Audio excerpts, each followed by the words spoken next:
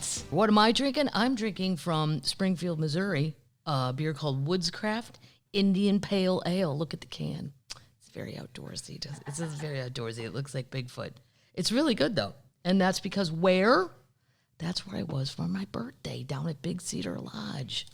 You guys ever heard of it? If you golf, they advertise it all the time because it's the only Tiger Woods design course. But more importantly, they have a cave that you can drink in. You get a golf cart, and they let you go around.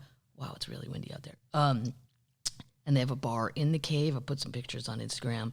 It was just a wonderful birthday. I've always wanted to go because I haven't been down there since I was a kid. It's not even that far. It's like 2 hours from Lake of the Ozarks. It's Table Rock Lake. Table Rock. But I don't know. As a kid, I was always told that was more of a fishing lake. I don't know. We already had the Lake of the Ozarks, so there was no real, impetus to. But the lodge is like everything that guy has done. Johnny Morris is so inexplicable. It's just crazy. And then I Googled it. If you don't know who Johnny Morris is, he's the guy who owns the Bass Pro Shops, and he just bought Cabela's. So I Googled him, and he grew up 30 minutes away from there, and he started with a bait shop. One bait shop? One bait shop. Wow. And then he kept going. Self-made bazillionaire. He's worth $6.8 billion. But boy, is he spending it in the greatest way possible. Like the golf courses, you just go, I don't know. The road, you're in the Ozark Mountains. He had like dynamite parts of mountains, but just the road in, my brother said, is worth $10 million. It has to be. And it's Ozark rock. So you're blasting, and it was just so fun. And the kids, I got to see all the nieces and nephews for some quality time with Aunt Kat. Exactly. That's exactly what I wanted for my birthday. And I got a cake. They did the artwork. Pretty good. They're only 12 and 10. What are you going to do? How old? What did they put on it? They put some cats on it because there may or may not be some cats running around this property that are not mine. I can't help what goes on when I'm going around here. This place becomes a goddamn animal sanctuary, and I can't be in charge of everything. There's foxes, there's deer, and I think it's because I'm not home, and they think it's their home. Right. And then I get home, and they're like, whoa, lady, what the fuck? But, okay, for my birthday, I don't like to ramble on about sports, but you guys know that I am obsessed with the Cardinals' biggest mistake in my lifetime of trading Colton Wong to the Milwaukee Brewers, who Milwaukee has now moved on, and the Cardinals have lost to the Dodgers. I would say because we didn't have Colton. Yeah. Just throwing that partially as the reason. So my friend Greg Warren, do you know Greg Warren? Comedian, very funny. He went to a Cardinal game a couple weeks ago in St. Louis, and they gave out Colton Wong bobbleheads with Colton as a Cardinal. Wow. And I said, now, what went on there? Did somebody go in the basement and go, oh shit, we have 20,000 Colton Wong bobbleheads. And then somebody went, just give them out. They'll like them. They don't care. Give them to the kids. They won't even know he's not a Cardinal. Or was there some jackass like me up in the office that went, you know what? I don't really want to work here anymore. I'm going to order 20,000 Colton Wong bobbleheads as a Cardinal. And then you're fired. But look how much joy you got out of it. And you still get a bobblehead. And this is it right here. Yeah. I hope the Brewers do everything because I love Colton. And he didn't even want to go. He was begging on Instagram to stay. Yeah. I'm like, he's a Golden Glove winner is begging to stay. And we can't get our shit together. Nope. Anyway, good luck. Good luck, Colton. I also got as a present ranch Crocs. Yeah! I hope they fit. I haven't tried them on yet. But more importantly, it's got a cheeseburger, broccoli, a taco. They're so hilariously stupid. And they look at what they come in. Oh, cool. Hidden Valley Ranch Crocs. Yeah. But they came from eBay, so I was told. And I got to figure out if they're my size. They look like they might be a little large. But who gave them to you? Well, it was a combo gift. Mm-hmm. Yeah. Siblings. Okay. Louder. I know it's really loud. And super fun. the person who books all my gigs for me, who's a wonderful human being named Heidi. Heidi sent me this. Is Heidi a termite? Heidi is a termite as well. Yeah. Yes, but we also work together. There's only like probably 20 people in LA I ever liked. And Heidi's one of them. But she's originally from Boston. She's got cred. So that's the street cred I'm looking for to say. That's a ridiculous amount of ranch. It's a great amount of ranch. And if the kids are down here and then I don't have to answer the goddamn question, do you have any ranch? Yes, I have buckets of it. Yes, you go. And I may actually pour it in a bucket and go, there's an orange bucket in the garage, in the fridge in the garage. It's good. Let it have its own mini fridge. There's a mini fridge out in the garage. That's where your ranch can live. And let it get, she got this book. I wish you guys could feel this. It feels like a really expensive coffee table book. It's super soft, but it's ranch recipes. Cool. Yeah. Wow. Ranch Alabama barbecue sauce. Yeah. There's a few things in here where I'm like, oh, that's a reach, but a lot of them sound really good. Ranch compound butter. Wow. Yeah. This is like Trisha Yearwood's cooking show. I will never forget when she took chicken pot pie and put it in a cheeseburger. I'm like, she's my new favorite person. Marinara ranch, because chicken pot pie is my favorite thing on earth. Well, it's one of the top 10. Herb feta ranch dip. Oh my God. Yeah. Delicious. It's just wonderful. So here's a wonderful Christmas, an ode to America's beloved sauce in 60 mouth-watering recipes. Nice. So if you guys are looking for a Christmas present, you can single white female, my friend Heidi's idea. We'll put it in the show notes. Yeah. It's going to be very exciting. All right, I got to move that. I already did. What are we going to try and eat? I'm going to tell you guys. Hold on. There's some termite items too. This is another one. This one's from Denise.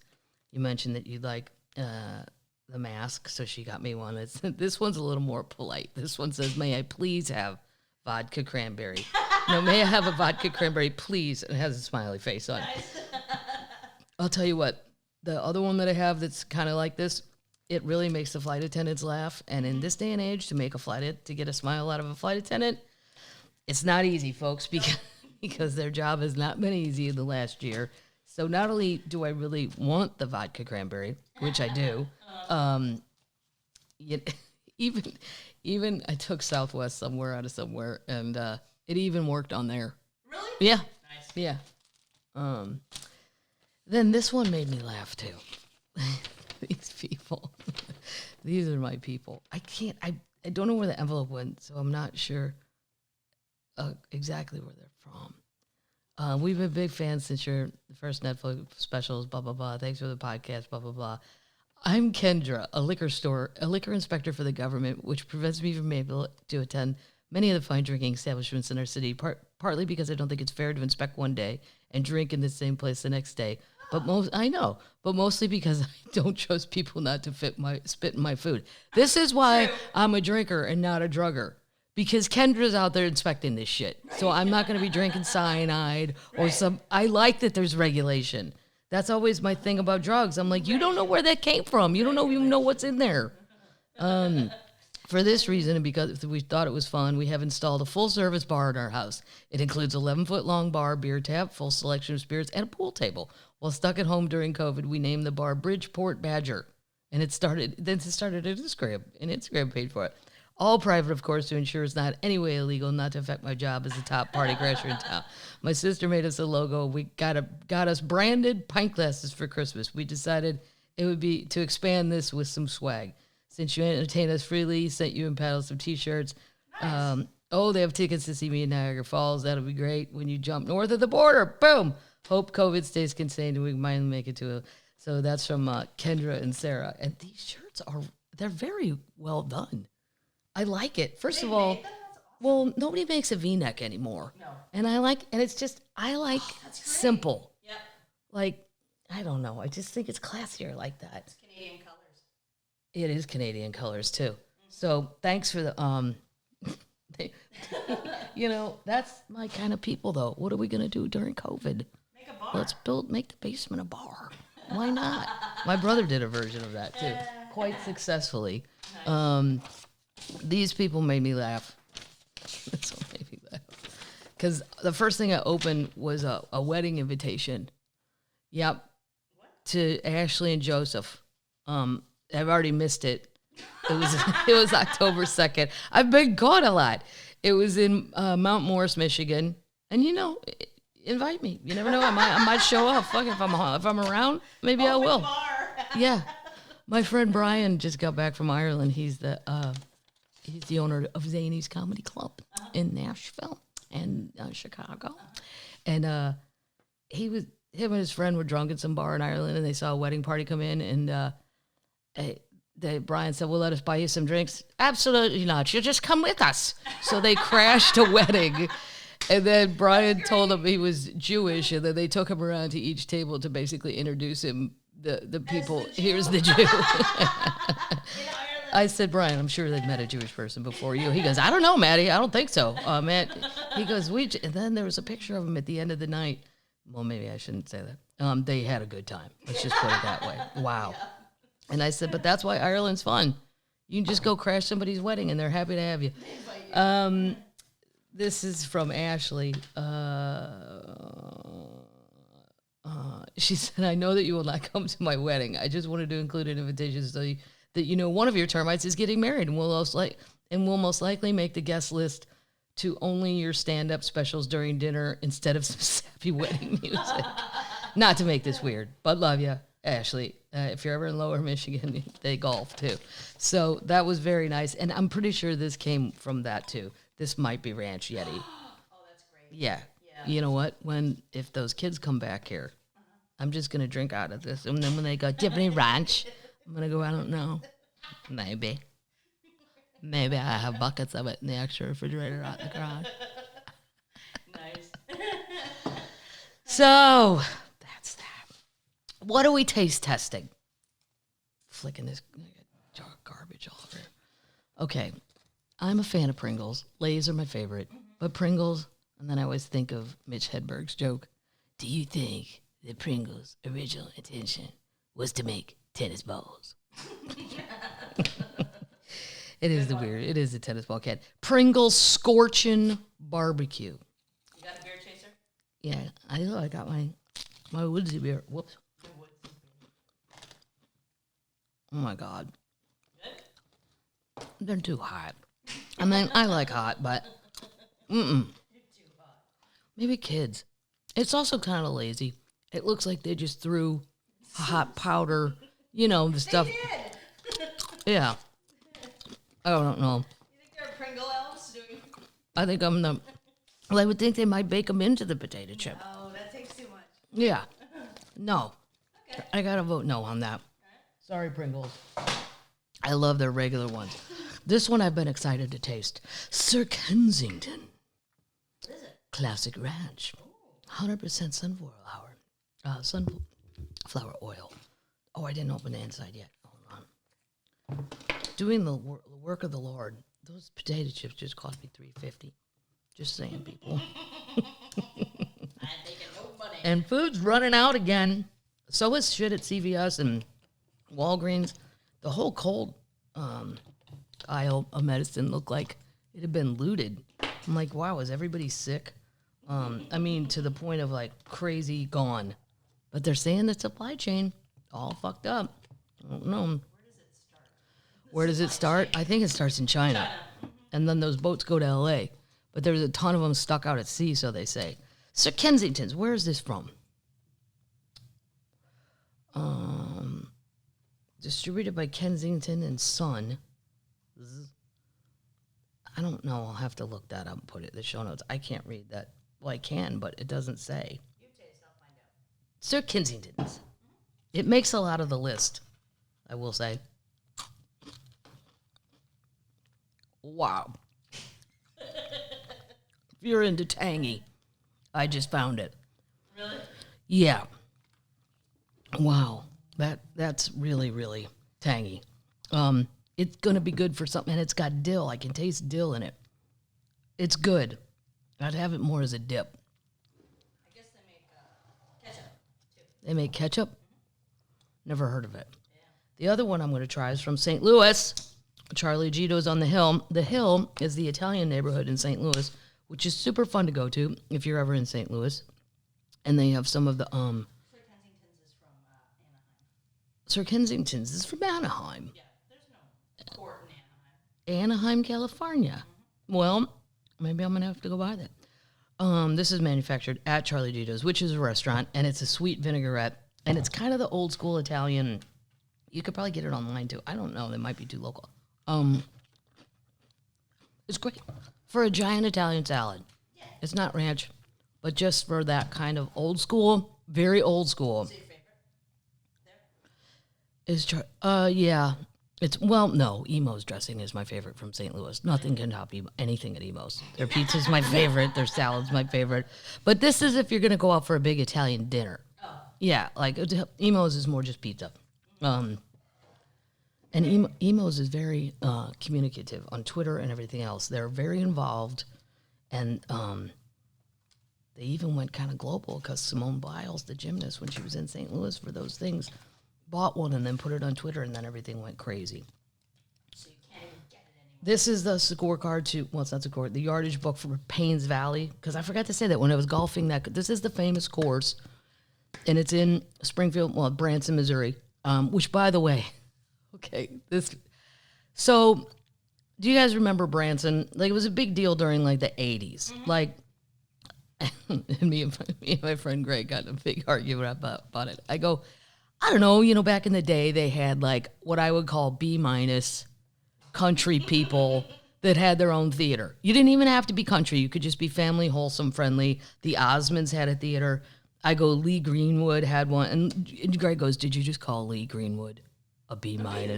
He goes, Kathleen, we almost made his song the national anthem. I go, and that's why he's a B-, Greg. Because it didn't work, did it? And I'm proud to be an American. Well, at least I know I'm free. And whenever he says it, at least I know I'm free. They're free in Canada, too. Right. They're free in Mexico. It's just such a, I don't know. Sometimes the patriotism goes a little too far for my liking. But anyway, the strip is kind of dead in Branson. Like, a lot of stuff was closed. And the biggest billboard I saw was, and I'm not joking, Elvis Presley's cousin, Jerry. What? I swear to God. And who even knows if it's really his cousin, but there's a man named Jerry, and he says that he's Elvis's cousin, and he does his show. I think Nashville, like for a while, way back, Branson started crawling ahead of Nashville. And then country music got popular, and then Lower Broadway in Nashville got regenerated, and then they started taking everybody back, and now Branson, the actual strip is kind of, I don't know, like we went to breakfast places, some were closed, and then there's one online, I put on Instagram, the world's largest chicken I've ever seen, and it's not alive, it's a ceramic chicken, but we went in there, and it was like, took a look in, and I'm like, it's a buffet, and we're kind of in COVID-y areas, so we didn't go, but the rest of Branson is on fire. Cedar, Big Cedar Lodge, the people coming in on buses. I mean, it was just amazing. Everything that dude has done is amazing. There's a video on, it's called Top of the Rock. You can see the whole lake. I don't know how he did it. A chapel, a wedding. You can have your wedding up there. It's just, it was amazing. But that's enough about that because the whole world's probably, but when Tiger Woods was this is the only course in America Tiger Woods has ever designed. And when he was in his car accident, Patrick goes, on the selfish side, super glad he didn't die because then they charge like $1,000 a round. I'm like, God, I never thought about that because it's the only one. And if he died, then it would just be, thank God he lived for our selfish reasons. Thank you, LT Gray, for not perishing. Okay, let's get to it. Let me put that cracker away. Update. Wait, if I said, I didn't have any Queen updates except Dolly has an advent calendar and all kinds of stuff at Williams-Sonoma, like spatulas. It's Christmas stuff. Mm-hmm. Yeah, so if you want to check that stuff out.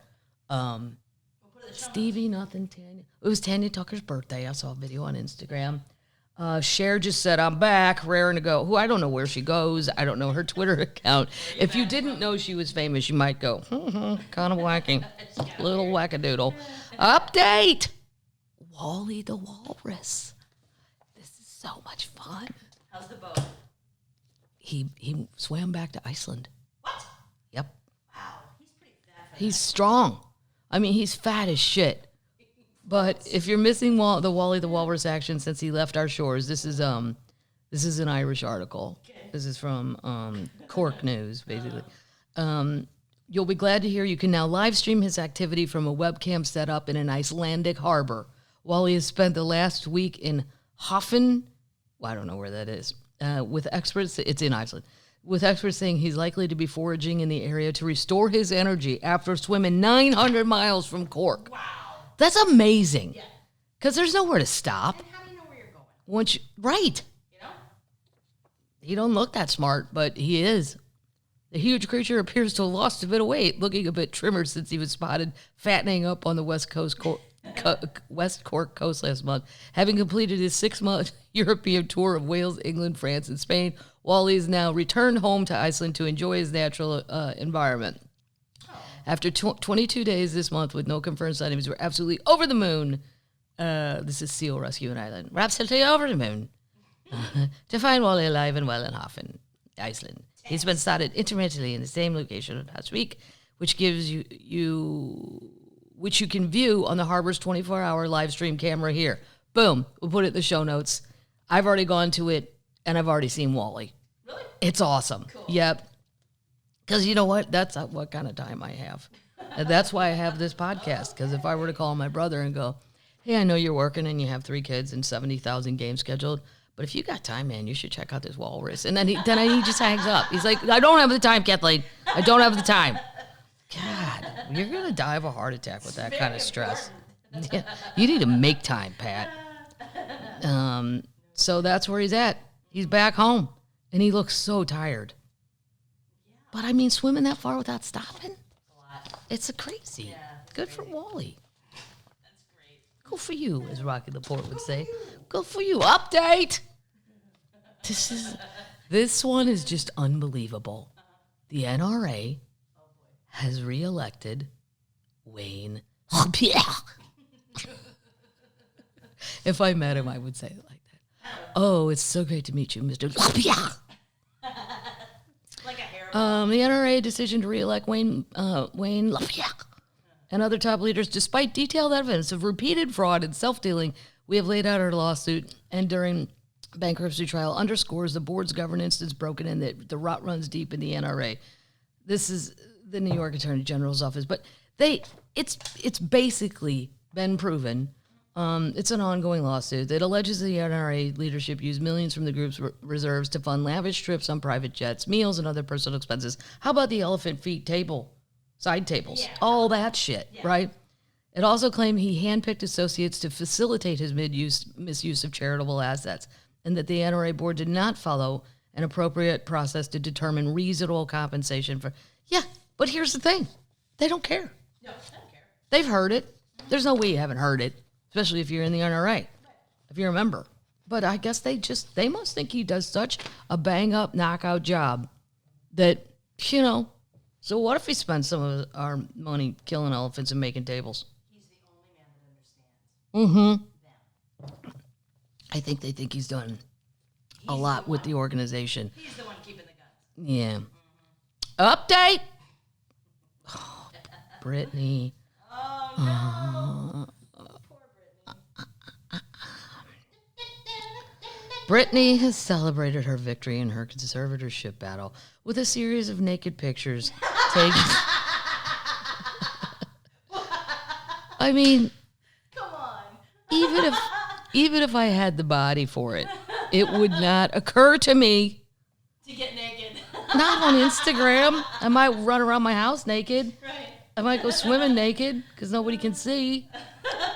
God, this just doesn't...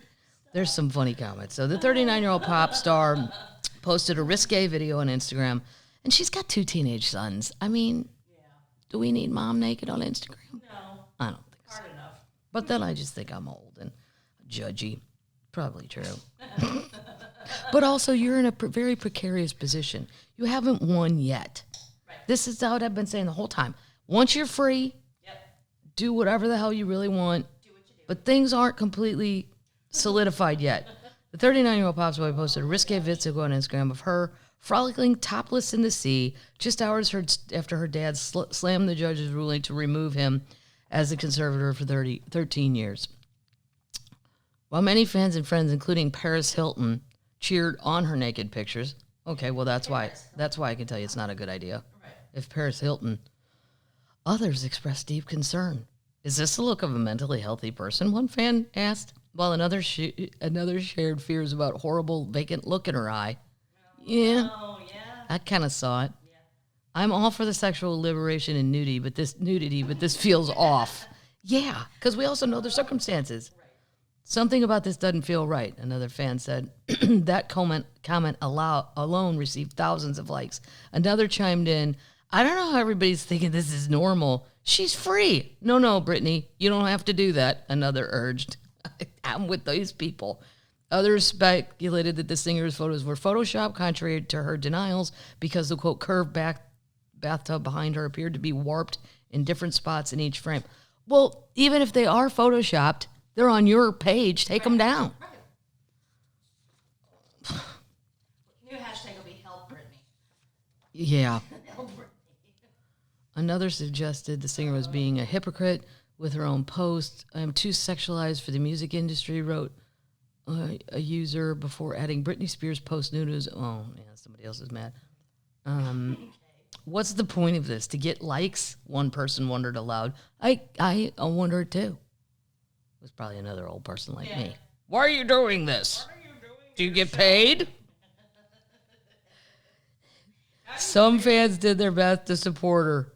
Imagine your first move as a free person just to show the whole world your naked body. I don't get the message behind it, but I truly enjoy it. Somebody really likes it. Good for them. Others worried that the racy photos might do more harm than good for her cause. Yes, this lady. Britney, you're almost free. Calm down, sister, urged one user.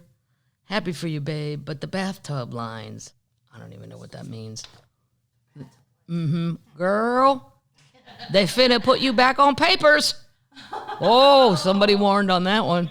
Another one complained, am I the only one who feels like this is way too much? I wish the Free Britney was just a little classier than this. Some others weren't afraid to be blunt in their assessments. What the hell's going on with Britney Spears? I don't think it's her. Okay. Now you think it's a... It's her. I think it's her. She's talented, but she's nuts. Well, we don't know that she's nuts. Well, Queen, you got to start charging for these. Our eyes ain't worthy. Yeah. It's just, so, I don't know. Like sometimes when she does wacky things like this, I think, I don't know. We shall see as time goes on. Update! Shakira. Oh, no. Oh, your hips don't lie. Shakira. Is the new Britney. Shakira. Can you dance like that? Not only is Shakira having the tax problems we've already talked about on this show, but she was recently attacked by a pair of wild boars. What? And the picture they have on the article, she's like just done with the song and she looks, like that's not the look of someone attacked by boars. No. The Colombian singer said the animals attacked her before seizing her bag and retreating into the woods. They ran off with her purse and her phone was in her purse. She shared her bizarre tale in a series of Instagram stories on Wednesday, holding the now recovered torn bag. So she had the bag. It was torn up towards the camera. Look at how two wild boars which attacked me in the park have left my bag. They were taking my bag into the woods with my mobile phone in it. They have destroyed everything. You're Shakira. You can get a new phone. And you can get a new purse. She then turned to her son, whose father is Barcelona footballer Gerard Piqué, and said, Milan, tell the truth. Say how your mommy stood up to the wild boar. Oh. You know what, too? There's a picture of it. Wait, her son is old enough to be a football dad? No, he's the father of the boy is Gerard Piqué. Piqué. I don't know. I'm sure I've bet on him on DraftKings. Exactly. Shakira is the latest victim of increasingly aggressive hogs, which have invaded the capital in recent years. In 2016, Spanish police received 1,187 phone calls about wild hogs attacking dogs, plundering cat feeders, holding up traffic, and running into cars in the city. Running into cars in the city. In 2013, one police officer attempted to take charge of the problem himself and shot a boar with his service revolver, but missed and hit his partner instead. Wow. They can carry a wide variety of diseases. They're listed among the most world's invasive species and can survive in almost any environment. But increasingly, the animals are drawn to cities where they live off trash discarded by humans. Their numbers have exploded across Europe. I did read an article about this, and the latest estimates now surpassing around 10 million. Wow. Just in Europe. As they become more aggressive, more of a nuisance, many cities have employed a variety of strategies to cull their numbers. In Berlin, urban hunters have killed thousands of the animals, but the problem persists. Last year, police officers in Rome sparked outrage after they shot a family of wild boar that had wandered into a children's playground with tranquilizer darts and gave them lethal injections. I don't know what you're supposed to do about it, but the picture I'm looking at, they have super fluffy ears. It's adorable. Wow. And you would not think this thing's going to come with, they do have like pretty gnarly teeth, but it's just, it looks like it, you know, how people have potbelly pig. Maybe they needed to make a call. To what? They took her phone. I don't know. They needed to take a call. I think they probably thought she had snacks in her bag. Yeah. I do most of the time. You have snacks? From flying around. What do you have? I usually have Lance crackers, a couple Tootsie Pops. Tootsie Pops? Yeah, I always like a good Tootsie Pop. The crackers are always enough to get through any flight.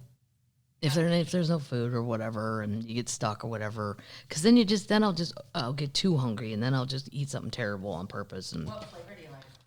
I like cherry and I like red. That's the same thing. I mean orange.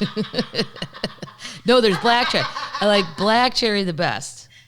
And then orange. Like cherry? Okay.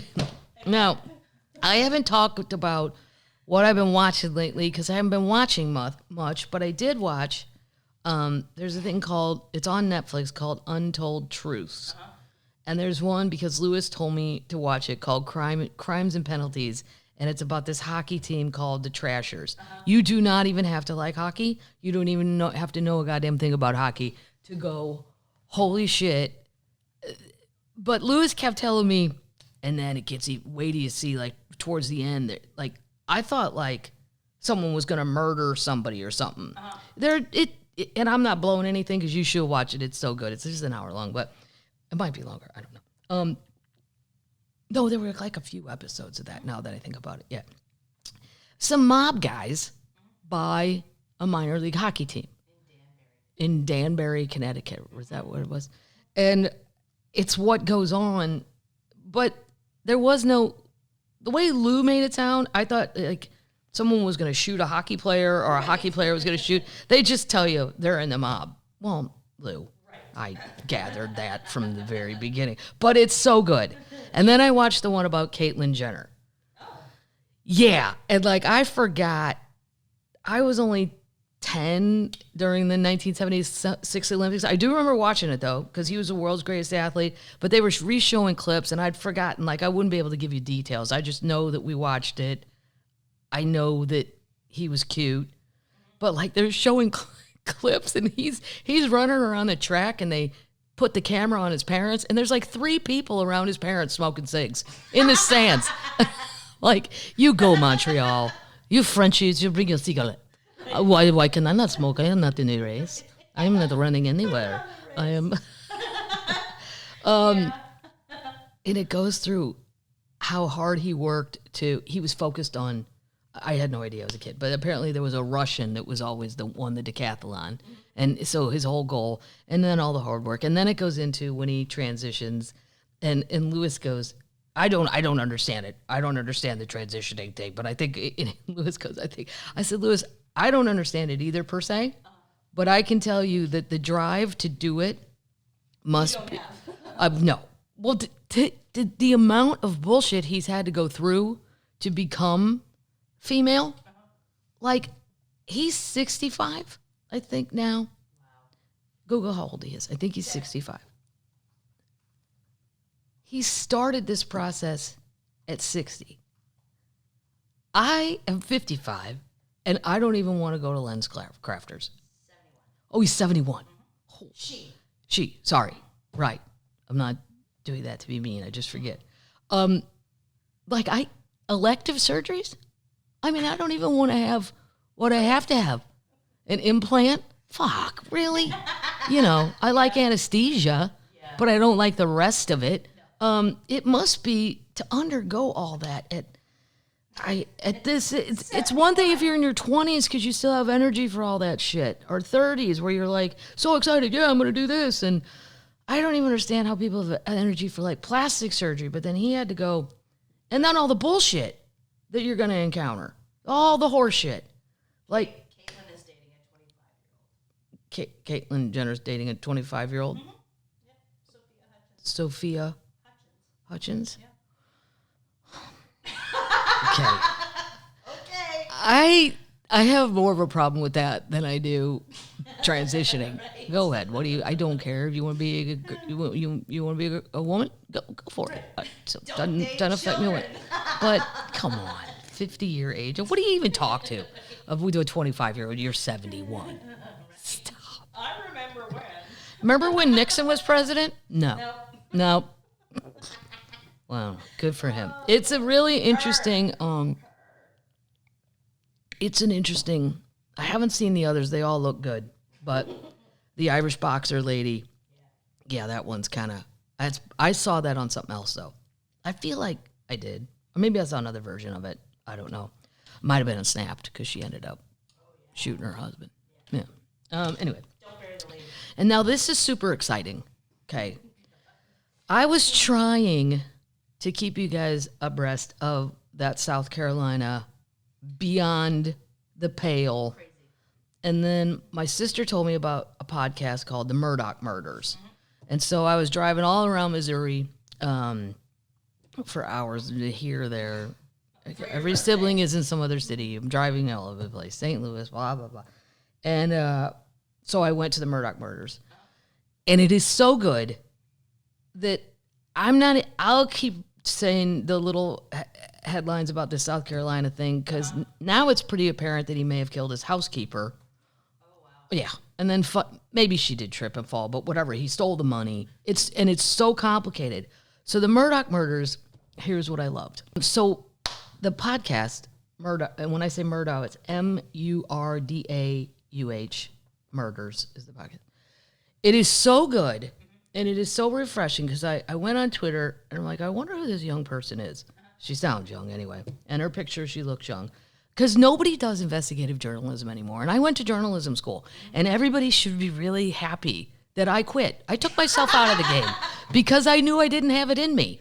Because to really do shit, nobody does it anymore. Every goddamn newscaster is just repeating shit. Right. Nobody's actually doing anything. Right. And like I had a best friend in college, Carrie. She actually solved a murder in Southern Illinois. What? Yeah, by her own investigative reporting. You know what I did? I reported on salad bars in grocery stores. And I didn't even enjoy it. I don't have it within me to root around for the facts. Like, I'm not built for that. I'm not built for the details. And you have to have patience, of which I have none. Okay. And so what I also love because she's young, there's some point in the podcast that she just goes, look, this is taking a really big chunk out of my soul. So, I mean, I'm paraphrasing, but I'm not going to do this for a while. I mean, I'm going to keep going. But I thought that is the wonderful thing about millennials. Like my generation, I would have been like, God, I am so tired, but I got to finish this. Or so I'm going to get in trouble somewhere. And then I'd be like, well, I'm too tired. Well, here, Kathleen, here's some cocaine. Okay, I'll do that. And then we just end up crazy. Our people just keep going because you think it's, I don't know, we were just taught you can't quit. You can never quit. Until you drop dead, you are not finished. You're not quitting. No. I like that she took a little break. And so somebody on Twitter tweeted it to me about, because they know I like those kind of podcast murders and stuff. And my friend Kelly McFarland really likes them too. And the comedian. And because somebody asked me, some press person was like, do you know any funny podcasts that you could recommend since you're a comedian? I'm like, no. I got some great murder though. Are you into that? Can't listen to comedy podcasts. It's my whole life is yeah. But anyway, I tweeted Mandy. I don't know her. She's in South Carolina, just to say thank you for doing a great job, because nobody does this shit anymore. And if it wasn't for her, seriously, I think a lot of this stuff would have gotten swept under a rug and never been found out. Because you're dealing with the South Carolina Good Old Boy Club, and they're going to make real damn sure that rug doesn't get flipped. And she's risking a lot too. I'd be terrified of these people. And they're shooting people. I mean, bad things are happening. So I hope she stays safe. But she tweeted me back that her and her fiance are fans, which is super nice. So I've invited them to the show in Charleston next year. Yeah, I'm very excited. Just to meet somebody who does the work. Like, and it's taxing. Like, she has to go down and go through court documents, and then you have to fish through all that shit. And that's where I would just, like, in journalism school, I had to do report on the St. Louis Cable Company fight. There were 2 cable companies fighting. And who's going to get the gig? Who's going to get all of St. Louis? And in my mind, I'm like, I'll tell you who's going to get the gig. Who's ever the most well-connected. And who's ever got the most money. Why do I have to sit here through this shit? The documents are like this. At some point, I actually fell asleep during the thing. It was a trial and all this shit. It just wasn't, I'm not built for it. But I'm telling you, if you got nothing to do in the car, it made the drive go fast too. Yeah, I've only got one left. I'm so sad. Well, I was busy this weekend. Put it in the show notes. Murdoch Murders. So I've been listening to that in the car while driving around in circles, and then Untold Truths and Succession is back on. I'm so excited about that. I haven't seen it yet, though. The Wu-Tang Clan, I've already talked about it, love it. I got a bunch of those lined up. Okay. We're moving on to news. This made me laugh. Okay. This is how much I don't understand science. And I'm not ashamed of it. Nobel Prize in Chemistry awarded for simple yet ingenious discovery. Now, I'm going to read to you what these 2 men won a Nobel Peace Prize for in science, and I don't even understand what they did. I don't even understand the description of why they won it. I don't. The Nobel Prize in Chemistry has been awarded to Benjamin List and David W.C. McMillan, 2 scientists honor for, ready? Yep. Creating an ingenious tool for building molecules that has helped save new drugs and make chemistry greener. Hold on. Okay. In 2002, the 2 researchers uncovered a third kind of catalyst, a substance which brings about a chemical reaction called asymmetric organic catalyst. The scientists had previously believed there were just 2 types of catalysts, metals and enzymes. Enzymes contain hundreds of amino acids or proteins, but the winners were able to demonstrate that a single organic molecule can act as a catalyst. Okay. I have no idea what I just said. Nope. So if they submitted this and I was on the committee, I'd go, well, give it to them. Right. Sounds great, right? Smart guy. The work has helped develop a drug to treat high blood pressure. Great. And streamline the productions of drugs like Serotax, which treats depression, and Tamiflu. Great. That's important. But I just read it and I'm like, this is why I'm not involved. I don't even understand what these people have done. But good for you. Good for you, as Rocky Laporte would say.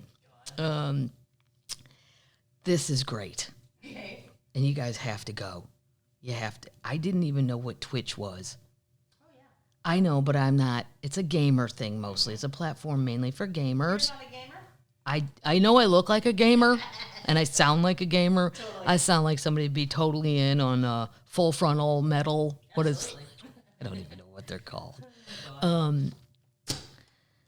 No, I was a gamer back in the day, Miss Pac-Man, and then my younger brother got Mike Tyson's Fights. It was called something. Yeah. Oh, but I got good. I was Rocky Marciano. I got good. I was like, come on, Pat. I'll beat the shit out of you again. Go ahead, pick whoever you want.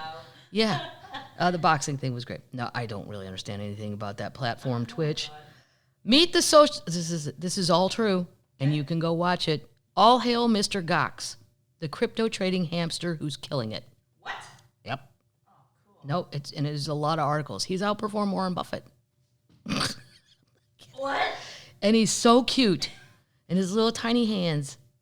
He's a hamster. He's a hamster, but he's a tiny hamster. He's not. Some of them get kind of big and fat. And they're not as cute. God. Meet the social media sensation that is taking the world of crypto by storm.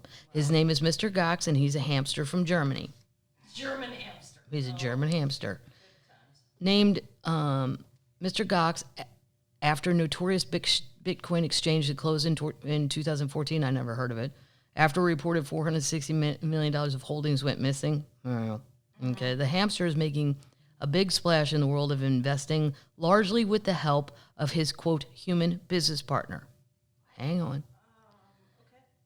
Anonymous pet owner has facilitated much of the hamster's rise to fame and fortune and presumably operates all of his social media accounts. Wow. So whoever owns him. The world's first crypto asset trading hamster, the Critter's Twitter account proudly proclaims. It also provides regular updates with the status of his financial activity. I know. Hold on. You're wondering how a hamster makes trades. According to a video on his YouTube account, the whole thing works like this. Gox occasionally enters his office, also known as the Gox box, which is replete with a hamster wheel, dubbed the intention wheel, and two separate tunnels, respectively labeled buy and sell. So his intentions are going to be on the wheel, and then you have to mark your intention, meaning Ethereum, Bitcoin, whatever.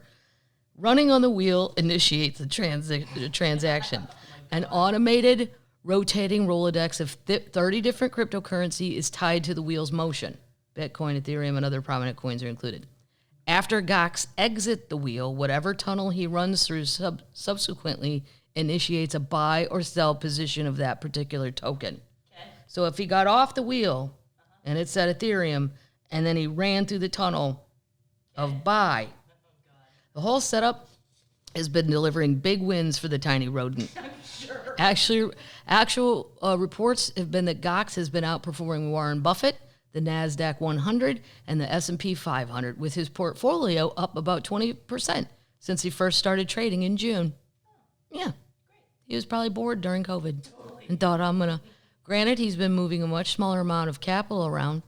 His account holdings have reportedly grown from the euro equivalent of $381 to $498. Way to go, little buddy. Since he burst onto the scene, he's become a global sensation. Little furry trader made it onto CNBC.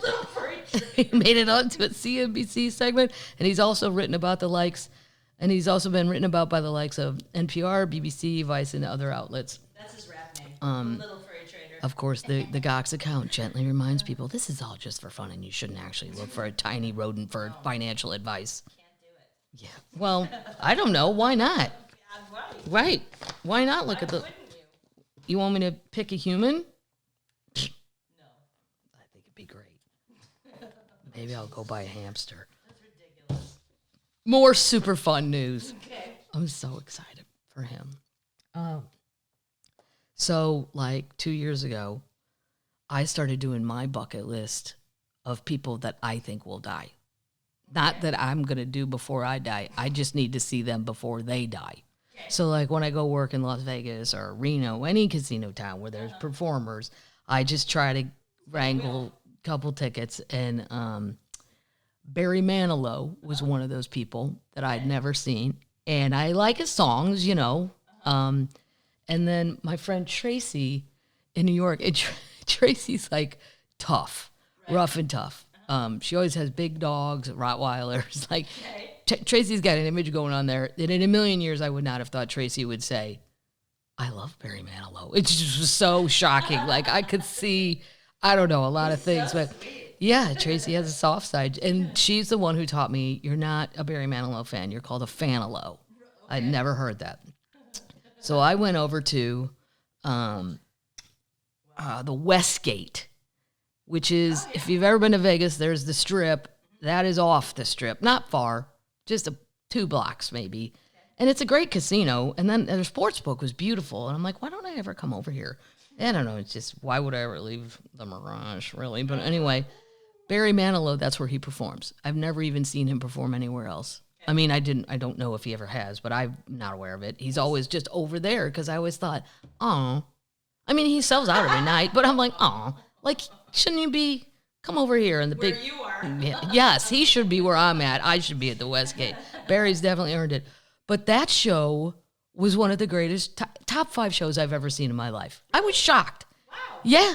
And then he used to be a jingle writer, so he's like, he's such a showman, old school. Like, he changes outfits. He only weighs like 85. All the outfits just kind of hang there. He had a leather one on at one time. I'm like, no.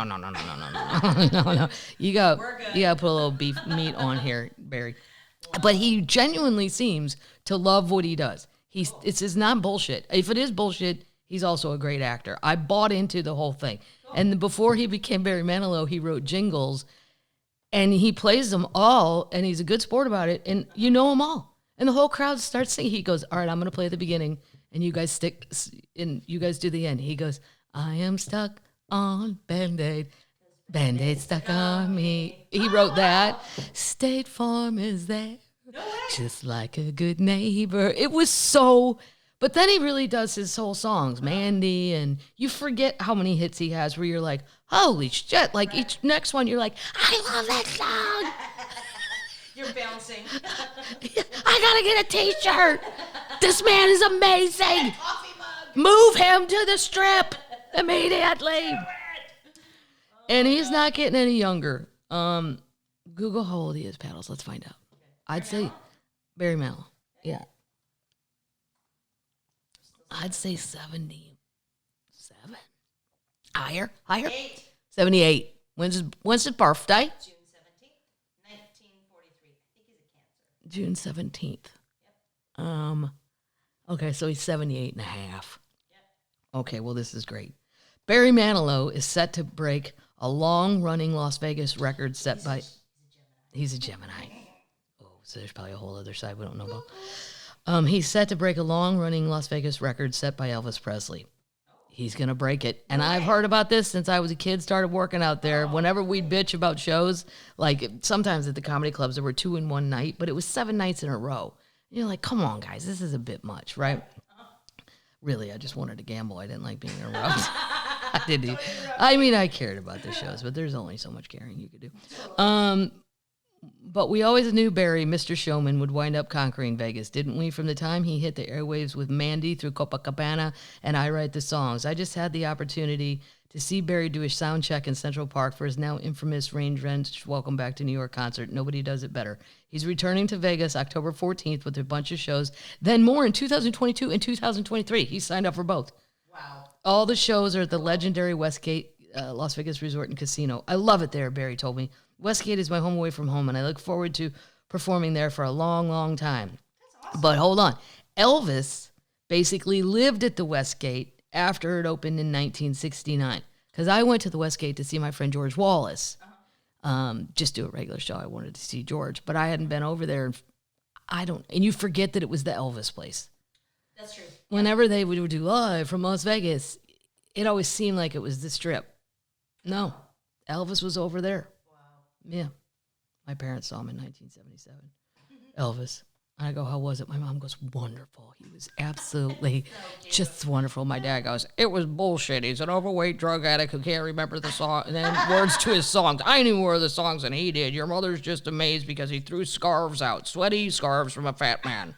I'm like, wow, those are very different reviews of the same evening. Wow. Elvis basically lived at the Westgate after it opened in 1969. At the time, it was the largest hotel and casino in the world. Oh, okay, I didn't know that. 30 days after the opening in August, it would become his home away from home. Elvis actually lived there. Elvis performed 837 consecutive shows at the International Theater that's in the Westgate. Over 7 years, with the theater often packed with stars like Cary Grant and Carol Channing. Oh. Yeah. His last show was in December of 1976. Several months later, in the summer of 1977, the King of Rock and Roll was dead. No performer since has played more shows. Barry will hit that mark in 2023 with his latest commitment. That's just amazing. That's cool. Yeah. That's very cool. But you got to live to 80 to do it. Yes. and you got to keep working. Keep going. He seems to like it, so you cannot not have fun at that show. Right. I will give you your $75 back if you don't. I promise. It was so shocking, and then I became a complete Manilow. He's great. Gotta get a T-shirt and a Yeti. I got a T-shirt. They didn't have Yetis. And then they had all kinds of berry drinks out there. They were hilarious. I don't remember the names, but they were all made in the fashion of... Now, here's something not so funny. Okay. This is crazy and awful, but it's so close. So me and my dad and everybody pitched in and bought some woods in Missouri. Woods. I don't like to call it a farm because people are like, oh, do you have cattle? No, we don't. No, we don't. It's woods. It's my dad built a hunting cabin out there. Golf clubs. We made a little driving range. We have a kind of a mini football field. The four-wheelers, the kids can take four-wheelers around. There's a big creek. I don't know, take the dogs out there. We just go hike. Nice. There's a lot of acreage. But it's the woods. The only thing that's been cleared is whatever has been cleared has been done by my dad and my brothers by hand. It's not naturally. No. Gotcha. And it in the summer it like turns into Vietnam. It's like a goddamn jungle. And then in the spring all the snakes come out. So I really only like to go in the fall. I like the fall or the winter, a nice crisp winter day. But my mom, she's gonna get mad that I say this. My mom is usually armed. And everyone should know that. Because my mom is afraid of everything. Like, I don't think she'd shoot it, but any dog larger than a beagle to her is a wolf. Yeah. Look at that wolf. Mom, it's a yellow lab. It lives down the road next to the meth head people. But she usually says it's not the critters, because there's Missouri bears are out there. You don't hardly ever see one, but there's probably coyotes for sure, bobcats. She goes, I don't know. I'm afraid of the people out here. And when your father leaves me back at this hunting cabin, and then he's running around, in deer stands and God knows where, and he won't take a phone. My dad will never take a phone. If I die here, that's where I was happiest. I don't give a shit. I'm like, yeah, but you're leaving us with going traipsing through the woods to find your dead body. How about be a partner in this? But no. Help us out here, man. This is, and when you drive down the road to get to the property, there are some questionable living establishments. I'd say probably methy. Where I feel like disability checks are flowing in maybe when they shouldn't be. Ramshackle, some lean-to type things. Wow. You just wave. I got you. You just wave and keep the peace. And cock your gun. Mm-hmm. Well, just hope that Crazy Legs in the front seat put bullets in her gun if shit gets weird. But I said to my mom, I don't think those people would bother. I think they might steal stuff. Like, we don't leave anything in the hunting cabin. They actually did come and steal stuff once, and they stole a shower curtain. Right. It's a shitty shower. There's not even any towels. Whatever. Okay. Get a load of this. This is 30 minutes from our property. Okay. This is Missouri. Okay. The disappearance of Cassidy Rainwater is heartbreaking and very disturbing. And if the chatter is true, it's the kind of stuff that happens in horror movies. Cassidy was reported missing by a family member in August, but reports say she was last seen on July 25th. James David Phelps, 58 years old, told investigators that he was helping the 33-year-old woman, quote, get back on her feet, and that she had been living in the loft area of his cabin at 386 Moon Valley Road. He told law enforcement that he last saw Cassidy when she walked down his driveway in the middle of the night on July 25th. Phelps's cabin has a Lebanon address, Lebanon, Missouri. But it is near Windyville. I'd never heard of it. I Googled it. A small town in southwest Missouri that is reported to be haunted, and the locals like to call it Spookyville. Spookyville. Wow. It's about to get real spooky. Okay. Cassidy Rainwater was very familiar with the area around Moon Valley Road. Should I read it like Keith Morrison? Yes. As her family once owned land not far from the place. She was reportedly seen. I'll stop it. According to a former neighbor, the case broke wide open after the FBI received a tip from an anonymous source. I want to know how this happened. Right. Who had evidence of a partially clothed woman being held in a cage and tortured on the dark web. What? Okay. Wait, what? Somebody told the FBI in Kansas City there is a woman being held in some dank, shitty cabin she's in a cage and she's being tortured on the dark web. Now, when you see a picture of James Phelps, who's 58 years old, and his cabin, somebody tell me how he got on the dark web. A source close to the investigation says the FBI used software that uses pixels and matches skin tones and contacted the Dallas County Sheriff's, that's the county, Dallas. We're still in Missouri. Okay. On September 16th, after finding a possible match to Cassidy's missing person report. How amazing is that? Wow. That's crazy. Yeah. Software matched. The source, who wishes to remain anonymous, yeah, I would too, says the police became suspicious of Phelps when they interviewed him on September 16th because he was, quote, acting weird.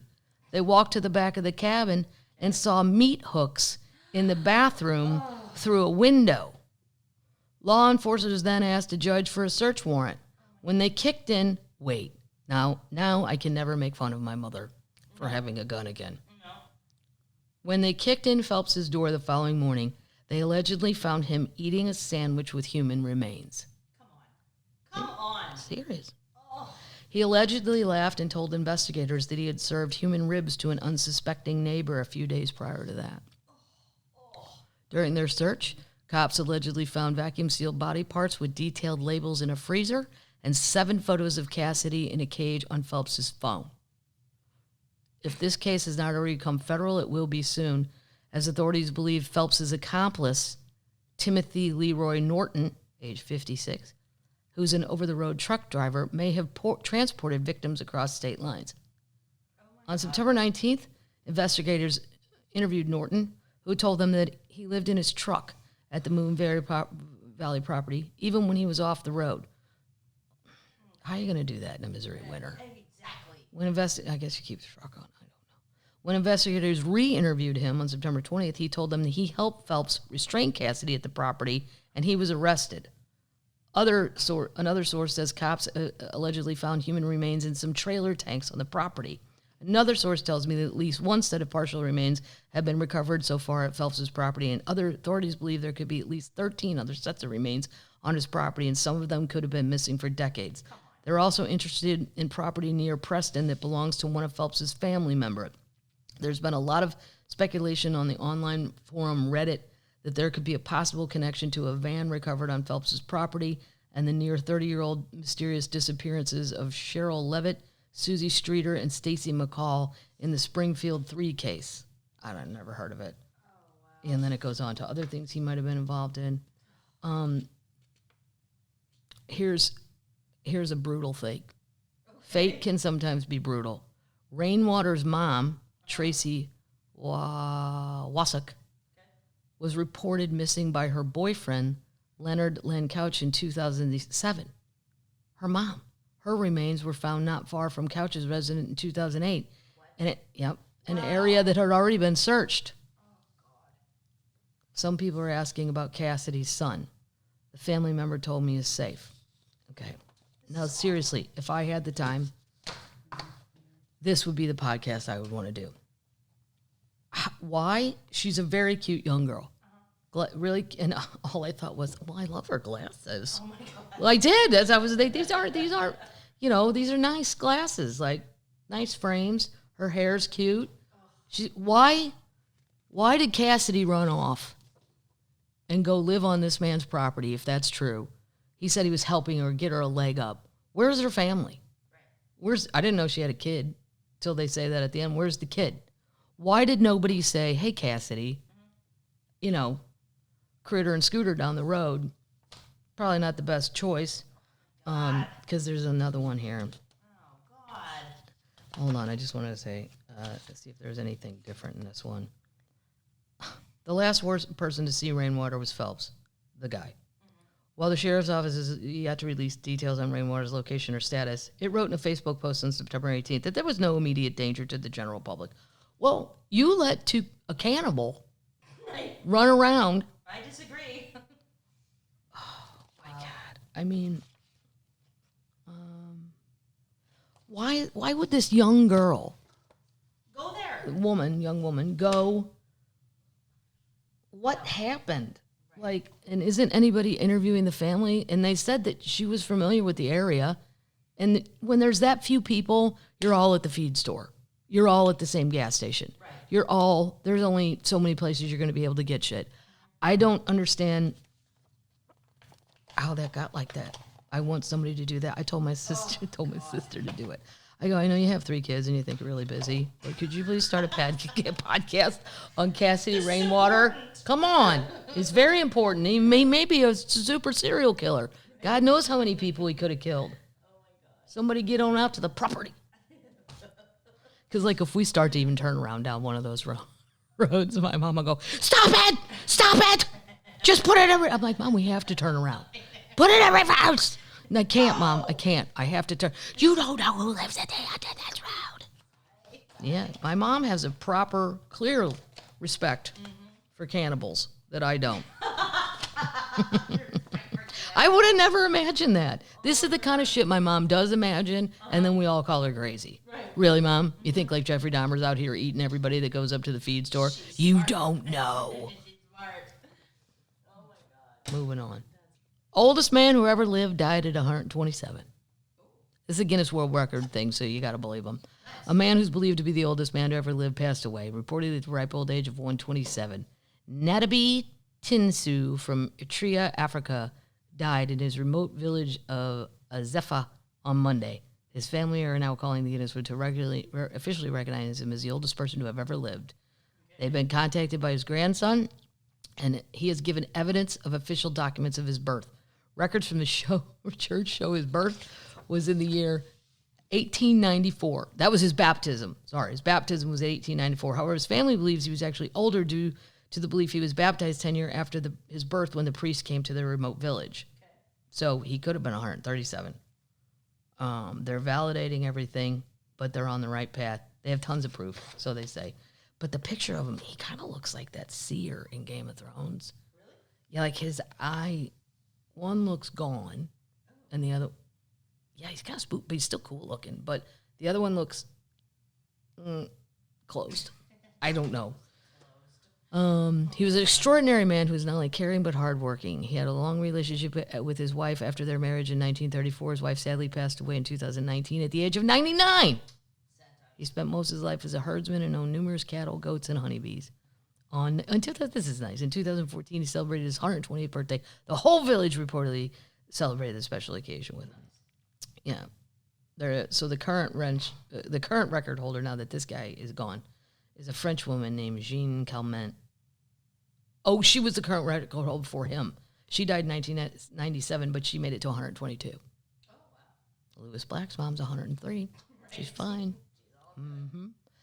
According to the Guinness World Records so far, the oldest man to ever live was a guy who died at the age of 116 in 2013, but they got to validate this guy. This guy will win. I trust him. Yeah. 127. What is your motivation? I don't know that I would want to live that long. I don't. You look in your phone, all your friends are dead. Yeah. Your kids are dead. Yep. You got to make new friends. Hope you're social, because if you're going to live to 127, you better get on it. Totally. All right.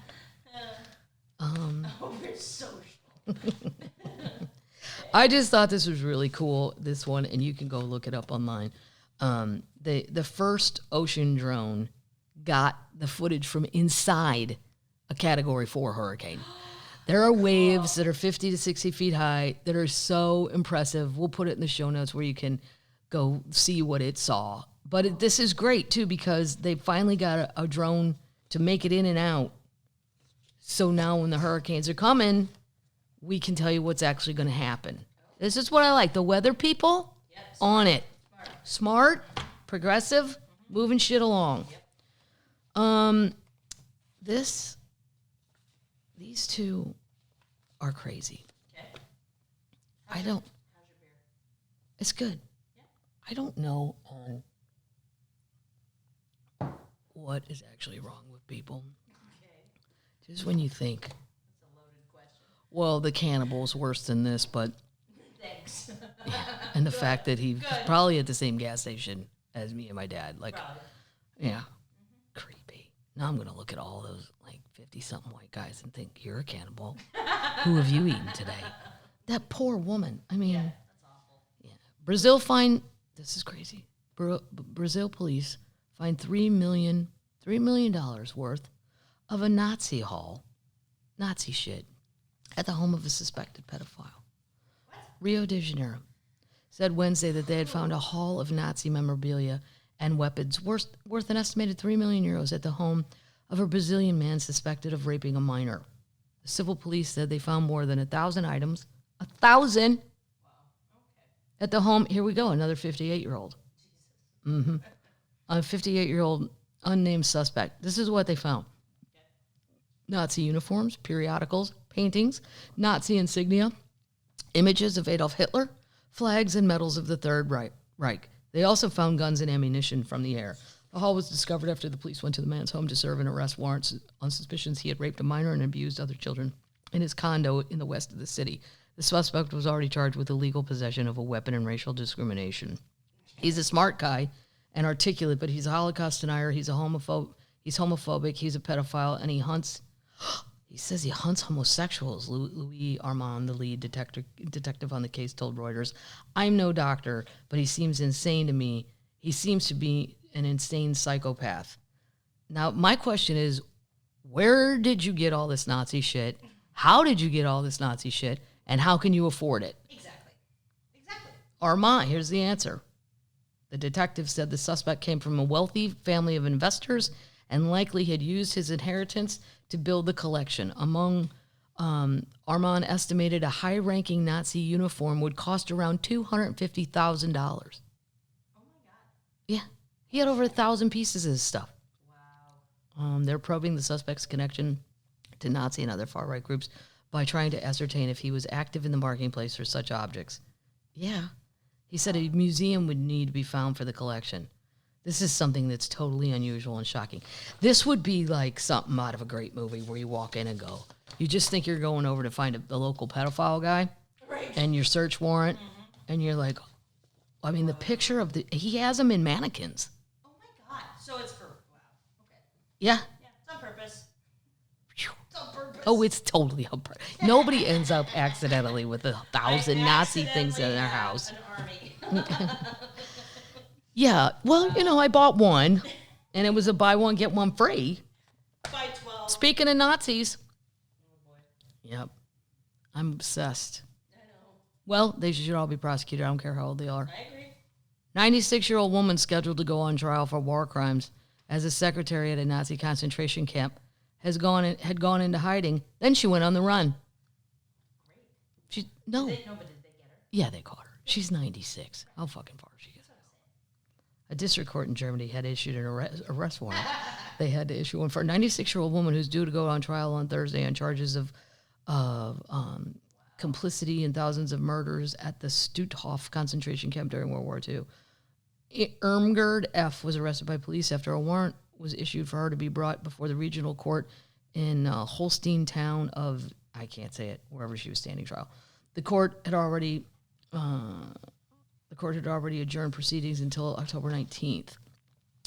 The woman, who prosecutors say worked as a secretary at the camp from 1943 to 45, she left the nursing home she's living in by taxi and went to an underground station.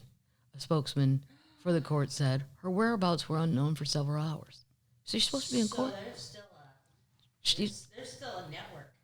No, that's the problem. There was no network. Grandma just got super whacked and went, I got to get out of here. And then she ran down.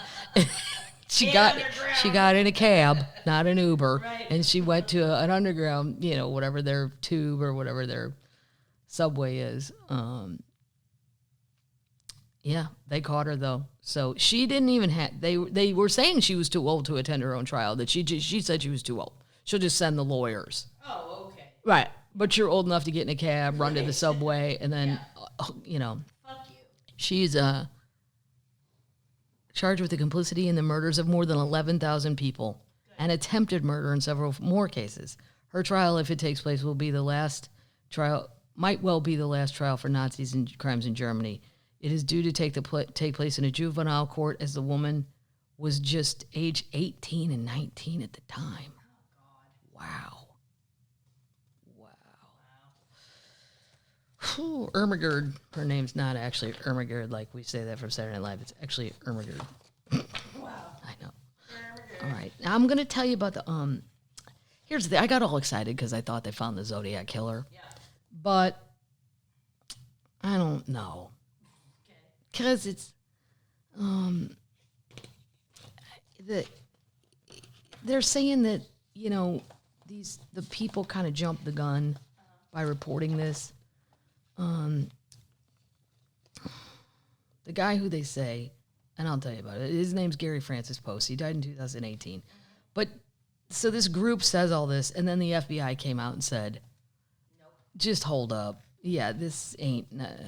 Internet sleuthing has been all the rage, especially after, you know, Don't Fuck With Cats, that series, which was great. The Golden State Killer, I'll Be Gone in the Dark. But not all sleuths are created equal, and some may be more interested in attention for themselves than actual crime solving. This group, calling themselves the Case Breakers, claimed in 2018 to have solved the infamous D.B. Cooper hijacking case.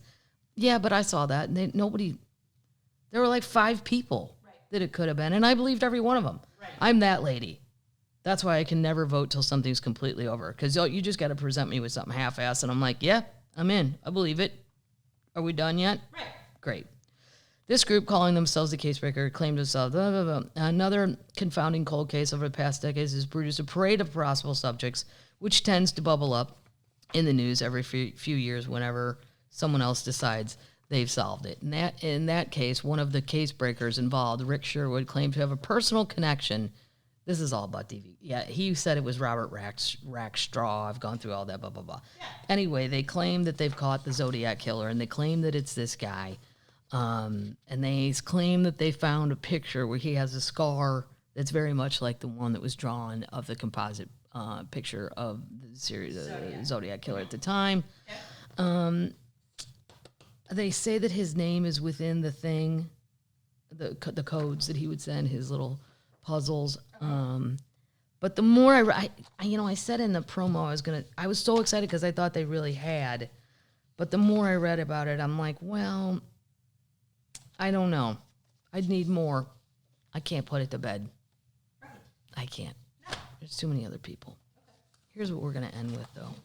Oh, no, I promised I'd talk about this. Because the Facebook whistleblower. Yes. So excited. That's uplifting. This woman. Nazis and cannibals. Nazis, cannibals. Yeah, let's do something good for the world. Well, I did. No, I'm talking about this. Facebook. Yeah. Whistleblower. Bring down the Boom. Boom. This lady was great. She was on 60 Minutes. Okay. I've only seen clips and clips and clips. But she went through everything that is wrong with Facebook. Okay. And I want to put a link to this article because this one really sums it up. But basically, the highlights are Facebook's mechanics further the spread of misinformation. Okay. I would have guessed that. Right. 2, Facebook has taken limited action to address existing misinformation. Mm-hmm. Yeah, they don't give a shit. 3, Facebook has misled the public to the amount of negative effects on its platform on children and teens, especially young girls. Okay. Yep, because now it's all the anorexic girls, and they all say they did it because of Facebook. Really? I mean, Instagram, mm-hmm. And like they'd post a picture when they're super skinny, and somebody'd still call them fat. Wow. Yeah. Okay. It's a good world. Yeah, Facebook knows its platforms enable human exploitation. Yeah, remember I told you they were selling people. Right. Yeah, in the Middle East, you could buy a quote domestic servant that you're never gonna pay. Just saying. This lady though on CNN, everything she said, I'm like, right. All you got to do is look at Facebook. Nothing. His shit ain't changing. The misinformation, the bullshit, it's not getting taken down. And then we have a problem finding editors. I could do it. Right. You send it, I'll tell you whether you should post that or not. Right. And I don't even know shit. This is crazy. In one study of the misinformation and polarization risk encountered through recommendations on Facebook, it took just a few days for Facebook's algorithm to recommend conspiracy pages to an account following official verified pages for such conservative groups as Fox News and Donald Trump. Okay, now if you follow Fox News, that should not automatically take you to conspiracy things. Right. But this is how he's not going to stop the algorithms. No. Otherwise, it all stops. Correct. It took less than a week for the same account to get a QAnon recommendation. So, yeah. And according to documents entitled, They Used to Post Selfies, Now They're Trying to Reverse the Election, and does Facebook reward outrage cited in the complaints. Not only do Facebook's algorithm reward such posts on subjects like election fraud conspiracies with likes and shares, but also the more negative comments a piece of content instigates, the higher likelihood for the link to get more traffic. Okay. I mean, this is what... Here's the problem. There's a lot of problems. Well, like I have a Facebook page for work because I have to. There's a lot of people, that's all they use. But like my sisters and brothers that have little kids, there's the soccer page, the school page, and they have to participate. Yeah, or you're going to miss out on all this stuff. And the problem is there's no alternative. Right. Like my sister said, well, what am I supposed to do? This is what I do. I'm like, yeah, that's a good. Somebody needs to come up with like, the one for, I don't know, that doesn't have all the other crap. School shit. School shit. We'll name it that. Schoolshit.org. You can just see one of the nuns up at the Catholic school. Now, if you want to know exactly what time, we're going to have our feast of St. Thomas. Check the school shit page. And please don't leave any comments that are offensive. Thanks. Everybody can spell shit. Yeah. If you'd like to come to the Catholic charity auction, that's also on school shit. All right, termites. Oh, God. Thanks for all the cards and birthday. Happy birthday. Yeah, it was really fun. Good. And the weather was so good. That's all you can hope for, because it takes a long, long time to get a tea time at that place. Yeah. Months and months and months and months. Just Payne's Valley. The other two, you can go anytime you want. But, and if the weather doesn't cooperate, you just, that's Get it. rained out. You just go in the bar, start drinking 4 hours earlier than you're supposed to. You told me about an underground bar. The Cave Bar. No, another one. At Top of the Rock. Like a burp. Oh my God, there was like a, if you go to this place called Top of the Rock, you think it's on my Instagram page, a video of it. But then me and my sister-in-law started just going down these hallways and then downstairs, and we found another bar. Whoa. There was a lady, and she just had bottles of bourbon and whiskey and lined up in front of her. It was like The Shining, except it was a lady. Cool. And she was like, "Can I interest you in a drink?" Yes. And I'm like, "Yes, you can." Yeah, Jameson. She's like, "Oh, we only have that upstairs." Oh, blasphemy. Anything you like. Yeah, and I had a maker's mark. I'm like, oh, I was glad I didn't finish it the next day. Trust me. All right, termites, that's it. Love you. Love you more than tomorrow. I will see you people out on the road in Green Bay and Minnesota. That's Minneapolis. Yeah, it's not just random. Then Florida. Then a lot in Florida and Arizona. Yep. It's going to be fun. And then the second trip down to Florida, if you're coming to that Sarasota show, so are my mom and dad, and they got a party bus. No. Not kidding. They didn't somebody else organized it. They have a party bus. Wow. Because my dad's like, it's probably going to be a little crowded backstage. I'm like, yeah, I know that. So that'll be a fun one. We're going to need passes. Watch them bring the dog. Do you care if we bring Maggie? Yeah, you're not bringing, yeah. All right, termites, that's it. Night, termites.